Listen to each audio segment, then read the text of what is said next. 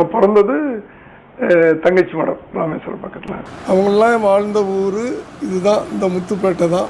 இதுதான் இந்த முத்துப்பேட்டை தான். ராமநாதபுரம் மாவட்டத்தில் ஒரு முத்துப்பேட்டை, அங்கே தான் நான் வந்திருக்கிறேன்.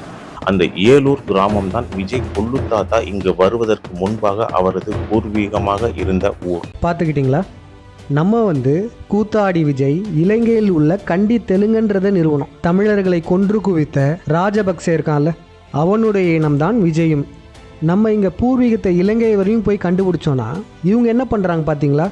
ராமேஸ்வரம் தங்கச்சி மடம், அங்கேருந்து ராமநாதபுரம் முத்துப்பேட்டை, அதுக்கப்புறம் அதையும் தாண்டி மதுரை ஏலூர், அப்படியே இலங்கைக்கு ஆப்போசிட்டில் கொண்டு போகிறாங்க.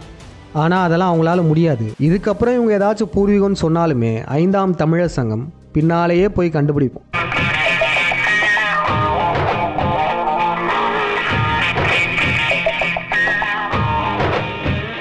இதான உன் வீடு? வந்தாச்சு. வேற எங்க வரணும்?